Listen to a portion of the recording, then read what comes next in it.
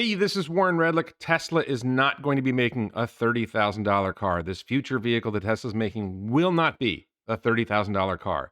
It will be a $20,000 car. Are you ready? Let's go. So, a lot of people have been pushing Tesla to accelerate their development of a supposedly $30,000 car. This is something people have been talking about for years, that Tesla's got some future vehicle coming that's going to be lower cost than the Model 3 and the Model Y, smaller, whatever, to address markets where people can't afford more expensive cars. And they keep talking about a $30,000 car. Gary Black and Ross Gerber saying, oh, Tesla's got to get to work on the $30,000 car. Elon has to stop messing around with Twitter. He needs to get down there into the Tesla factory and get that $30,000 car going. There's no $30,000 car coming. There's a $20,000 car coming, and they've told us this. I think it was the Q3 investor call. The primary focus of our new vehicle development team, obviously. But we're at this point, we've done the engineering for Cybertruck.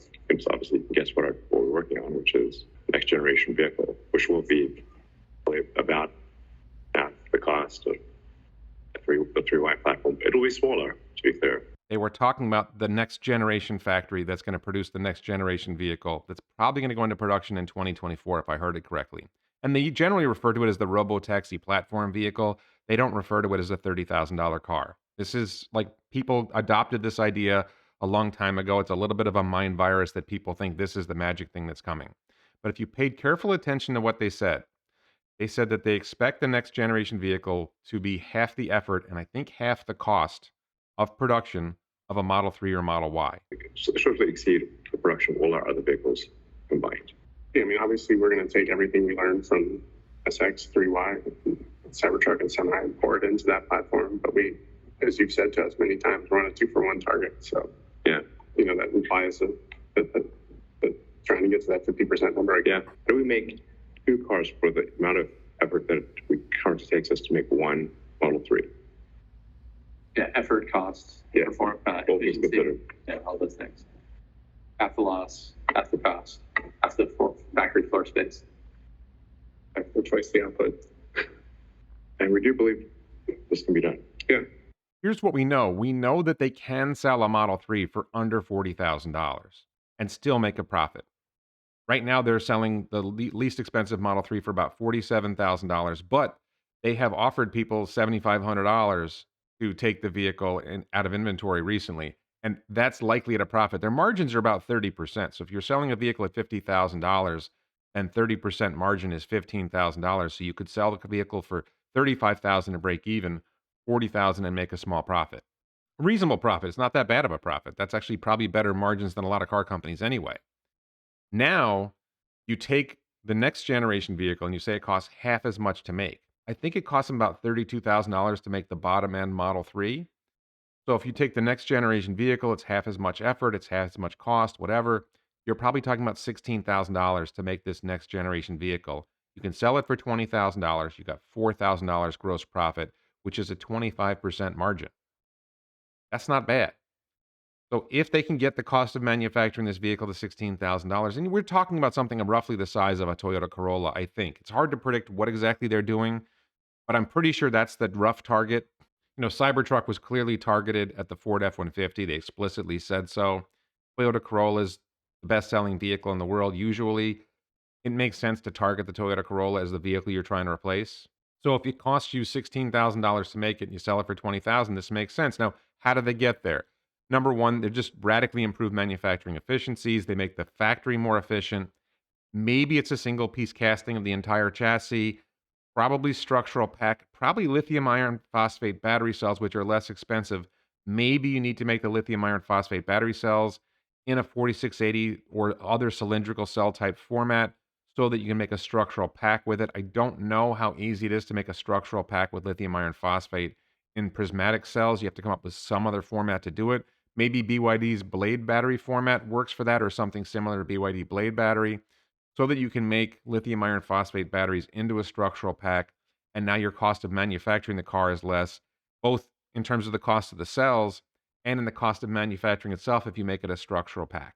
If you can get to fewer parts, if you can get to fewer process steps to make the vehicle, fewer robots, less labor input, if you can get more vehicles out of a smaller factory footprint, then you're amortizing your factory over a higher volume of vehicles, and the cost of the factory in each vehicle is lower. A lot of different things go on there. You increase the rate at which the factory spits out vehicles, so you're increasing volume in that way. You increase the density of production within the factory, so you're increasing volume that way. So here's the big thing. Right now, Model Y is trending towards 1.5 million vehicles a year. Maybe its upside is 2 million vehicles a year. Model 3, maybe its upside is a million vehicles a year. Maybe they can redo Model 3 and get it to 2 million vehicles a year. Cybertruck, maybe a million vehicles a year. Maybe there's a van that's going to be a million vehicles a year. And maybe Semi is going to be ultimately a million vehicles a year. But Tesla wants to get to 20 million vehicles. So you need vehicles that are going to sell in much higher volume than 2 million vehicles a year. And this next generation vehicle has the potential. It won't necessarily just be one vehicle. It might be, a basic commuter car, and also there might be a small cargo van built on it and other vehicles built on the platform. But the basic vehicle, probably like a $20,000 subcompact car similar to a Corolla. But they'll be able to sell it in such high volume and produce it in such high volume that they may be able to get to 10 million or more vehicles a year on this one vehicle, or at least this platform. Certainly exceed the production of all our other vehicles combined. And another innovation here is right now Tesla's building factories like Giga Shanghai that's producing over 1 million vehicles a year, and Elon has talked about having factories that can produce 2 million vehicles a year.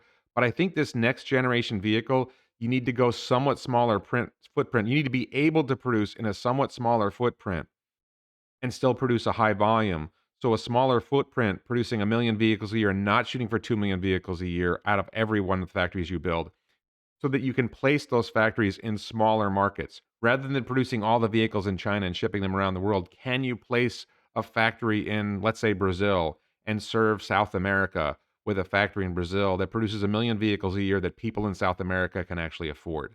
Can you put a factory in India that can produce 1 million vehicles a year that people can actually afford? It might be a little bit of a stretch for them, but when they take into account the operating cost, the long life of the vehicle, and you put all that together, maybe you can sell that 1 million vehicles a year in India, and you identify 10 different markets where you can produce 1 million vehicles a year, and maybe a couple other markets where you can sell 2 or 3 million of these a year. And that's how you get to your 20 million a year. It's going to be really exciting to see how Tesla does this, both in manufacturing innovations and the innovations on the vehicle itself.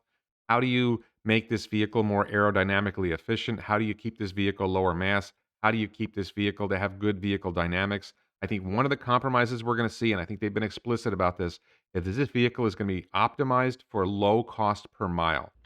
We're also working on a new vehicle that I alluded to at the Giga Texas opening, which is a dedicated robotaxi that's highly optimized for autonomy, meaning it would not have steering wheel or pedals. And there are a number of other innovations around it that I think are quite exciting, but it's fundamentally optimized for it's trying to achieve the lowest fully considered cost per mile or cost per kilometer, accounting everything. Because that makes the robotaxi network work even better. That makes the robotaxi network more profitable. Low cost per mile rather than more fun to drive. Safety will still be a high priority. But of course, once you get to a world of self-driving cars, they don't crash. If you can radically minimize crashes, then crash protection becomes a little less important.